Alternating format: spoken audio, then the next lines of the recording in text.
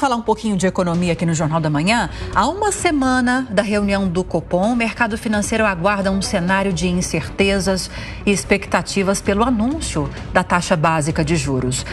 Para a gente tentar diminuir um pouco essas expectativas, pensar qual o cenário mais provável para essa reunião, nós recebemos a economista Ariane Benedito, a quem agradeço muito a participação. Ariane, bem-vinda, bom dia. Bom dia, Lívia. Bom dia a todos. Eu que agradeço pela oportunidade. Se a gente for analisar o último boletim Focus, não tem tanto mistério assim. Eles estão prevendo uma Selic agora para 2024, que atualmente é de 10,5%, para 11,25%. Ou seja, podemos esperar pelo menos um 0,25 ponto percentual de reajuste, será? É isso que o mercado espera, Lívia. Na verdade, para os técnicos, uma grande surpresa dessa pressão toda, né? Esse pedido de prêmio na curva de juros, porque não só na expectativa do Focus, mas a gente vem dia após dia observando o fechamento das oscilações do DI, né? Da nossa curva de juros, com abertura praticamente em todos os períodos. Isso é uma preocupação porque leva o Banco Central a uma pressão um pouco maior em relação à desancoragem das expectativas. Parcela essa que é necessário que a gente tenha uma estabilização para que a gente tenha uma inversão da política monetária, ou seja, né, passar de uma política contracionista para uma política monetária mais expansionista, com cortes da taxa de juros, que era o que tecnicamente a gente esperava, visto a conjuntura econômica brasileira. Mesmo com o crescimento acima das expectativas no primeiro semestre de 2024, que praticamente o Brasil cresceu o que foi projetado para o ano todo, mas os técnicos esperam agora uma dissipação desse movimento de atividade até o encerramento de 2024. Outra questão que preocupa é a inflação, né, mas no sentido de bens subjacentes, que a gente chama, mas foi visto um alívio, né, uma diminuição dessa pressão, o que faria um contraponto dessas questões que impactam diretamente a política monetária, no questão de uma alta, né, faria um contraponto trazendo ali ou uma expectativa menor para essa alta de juros ou propriamente a manutenção da taxa para a decisão de quarta-feira. O que deixa a gente como técnico confuso é que o mesmo mercado que pede um corte nos Estados Unidos, ou seja, né, a gente tem que fazer esse balanceamento do diferencial de juros, é o mesmo mercado que pede essa alta de forma muito expressiva, né, que mexeu não só com essa próxima decisão, mas com a taxa de juros terminal de 2024. Agora, Ariane, o presidente Lula já se manifestou dizendo que Campos Neto tem elevado cada vez mais a taxa Selic, chamou até mesmo de irresponsável. Quais as expectativas, então, em torno de novas falas e que mexe bastante com o mercado também, caso seja mantida a taxa Selic? Bom dia, David. A gente tem uma expectativa aqui desse lado de manutenção ao menos, né? O olhar do economista é relevar os pontos técnicos e nos pontos técnicos a gente entende que não seria necessário neste momento específico o Banco Central fazer uma alta de juros, né?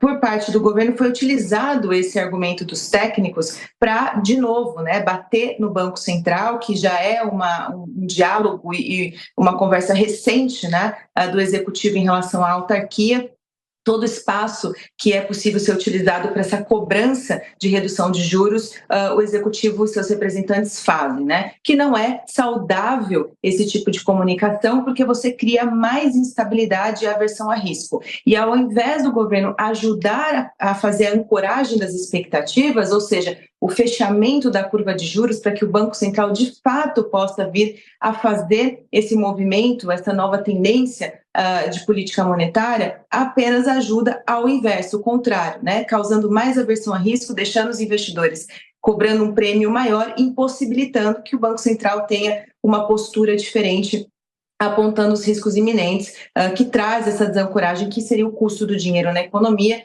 e por parte de política monetária deve ser um pouco mais agressivo para a tentativa de controle, visto que essa parcela não é atribuída à responsabilidade do Banco Central, e sim, né, a gestão como um todo, e isso contribui negativamente para qualquer tipo de flexibilidade de juros no Brasil. Essa comunicação, ela mais piora do que ajuda. Bom dia, Ariane. Eu queria entender com você quais as perspectivas para um dever de casa do governo, porque o último orçamento apresentado, todos os especialistas apontam que há uma sobreestimativa de receita e uma estimativa abaixo do realismo sobre as despesas. Então, como que essa conta pode fechar para que o governo ajude a política monetária através da parte fiscal? Bom dia. Eu acho que ajuda a cobrança de sempre que a gente faz em questão da responsabilidade sobre a gestão de gastos, né? Ainda tem resquícios da preocupação do mercado que está sendo precificado na cobrança da taxa de juros, do prêmio e também, né, esse momento de depreciação maior do real também vem por parte dessa cobrança do mercado para com o executivo da tentativa de um alinhamento mais focado, né, no sentido do fiscal, para organização e gestão melhor dos recursos do que ficar contando com uma arrecadação maior, né, como você bem pontuou, obviamente considerando os dois principais vetores de impacto na arrecadação, que é PIB e inflação. Conforme as expectativas vão se elevando para essas duas variáveis, o governo utiliza desse ponto para superestimar a arrecadação, que não é a mesma, não é suficiente, porque do outro lado a gente tem as mesmas variáveis impactando a questão dos gastos, né? Então, a gente praticamente ficaria com um efeito nulo, né? As últimas peças orçamentárias vieram até trazendo um pouco mais de realismo, ou seja, um menor efeito que foi apresentado significativamente no início das tratativas, ou seja, né, essa questão de um déficit maior, muito longe do que o mercado esperava, a comunicação ela foi um pouco mais alinhada.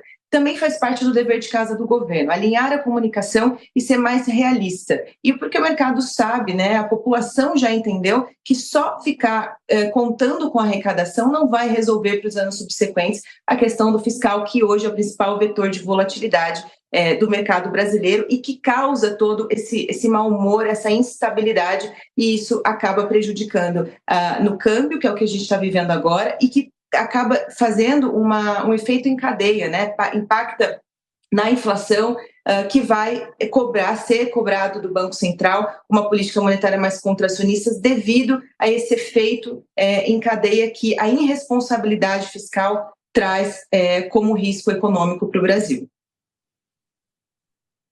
Bom dia, Ariane. Muita satisfação ouvir suas palavras explicando todas essas questões para nós. Agora, historicamente, embora haja exceções, a gente vê que os países tendem a crescer mais no segundo semestre, especialmente no final do segundo semestre. Então, o que levaria essa perspectiva de que o Brasil vai ter uma queda no crescimento justo agora que se aproxima, inclusive, o Natal, onde as vendas crescem bastante? Seria o dólar? Alguma outra coisa? Bom dia, pergunta muito pertinente. A gente espera que a gente tenha uma retração da indústria, né?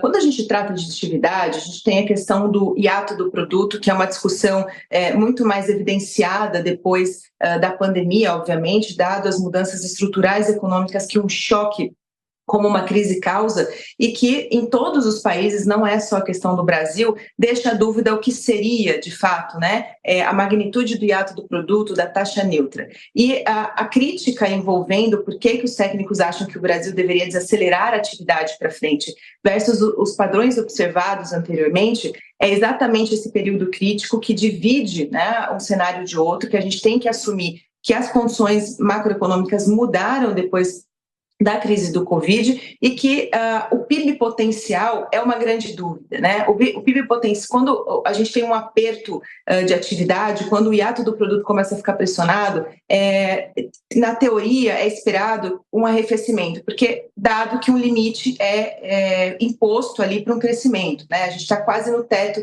desse crescimento e já passamos o que era projetado para o ano inteiro. E aí a gente começa a focar na capacidade do país crescer.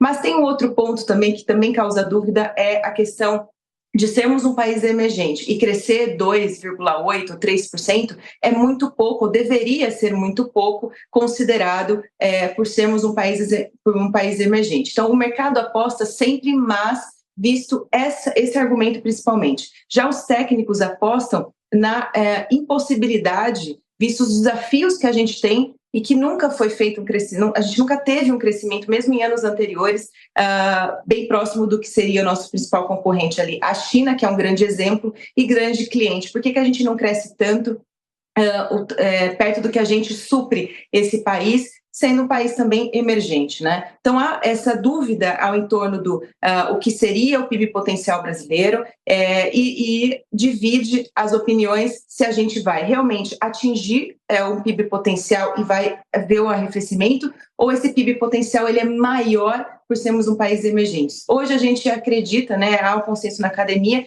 que a gente está mais próximo do potencial e agora a gente tem que ver esse arrefecimento, principalmente no setor de indústria. E aí causando, obviamente, né, um contraponto com o varejo e serviços que continua e que deve apresentar esse mesmo arrefecimento, só que de forma mais gradual. Então, apresentando crescimento nesses dois setores, mas perdendo para o lado da indústria, como a gente já viu nas últimas pesquisas. Segundinhos para ficar mais clara a sua posição a respeito do tema central dessa entrevista. Reunião do Copom na próxima quarta-feira, com conclusão na quarta, né? Início na terça-feira. Sua aposta é, embora não haja necessidade nesse momento, deveremos subir de 10,5% para 10,75% ao ano, é isso?